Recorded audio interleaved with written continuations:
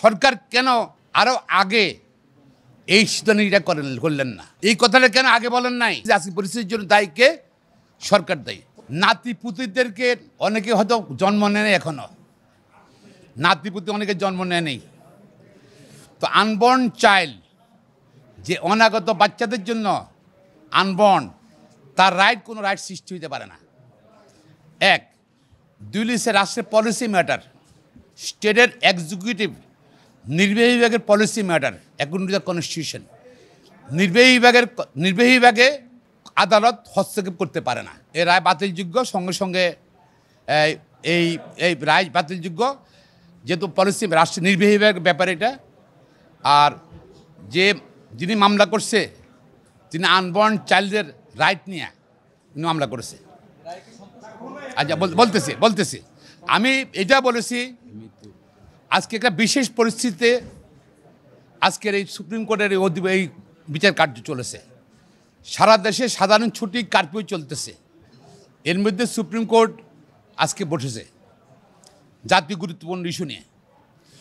তো এইটা আমি বলেছিলাম, কোর্টে বলেছি, এর মধ্যে আমাদের হাজার হাজার ছাত্রছাত্রী আহত হয়েছে, হাসপাতালে কাতরাচ্ছে মৃত্যুর জন্য, মৃত্যু মুখোমুখি, এবং 17 নিহত হয়েছে। সরকার কেন, আমি এটা বলেছি কোর্টে, সরকার কেন আরও আগে এই সিদ্ধান্তটা করলেন না? সরকার পক্ষ থেকে বলা হচ্ছে, রাষ্ট্রের পক্ষ থেকে বলা হয়েছে যে এই রায়টা বাতিল করা হোক, পলিসি ম্যাটার। এই কথাটা কেন আগে বলেন নাই? আগে বলতে পারতেন তো। তাহলে আমাদের এই 17 ছেলে মেয়ে কিন্তু নিহত হইতো না, আহত হইতো না, জাতীয় সম্পদ নষ্ট হইতো না। এটার জন্য সরকার সম্পূর্ণভাবে দায়ী। এবং পাশাপাশি আমি এটা বলতে চেয়েছিলাম, সেটা বলতে পারিনি, যে সময় দেয়নি অভাবে, যে বাংলাদেশে 52 বছর হয়ে গেছে, এখনও আমাদের প্রকৃত মুক্তিযুদ্ধের তালিকা প্রণয়ন করে নাই সরকার। আজকের আদালতে যে রায় দিয়েছে, রায়টা স্পষ্ট, যেটা সার্বভৌম রেশিও, যে যেহেতু এটা পলিসি ম্যাটার, রাষ্ট্রের নির্বাহীর দায়িত্ব এটা, সুতরাং এই রায়টা রহিত করা হইল। এটা এক।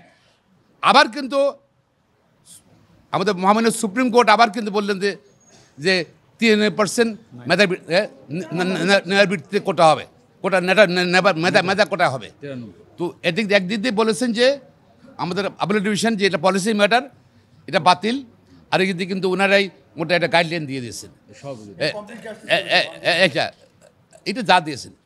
তবে দেশের জনগণ, ছাত্রগণ খুশি থাকতো যদি এই যে হত্যাকাণ্ড হলো, এত 17 লোক মারা গেল, তাদের প্রতি কোনো কথা থাকলে হয়তো জনগণ খুশি হইতো, ছাত্ররা খুশি হইতো।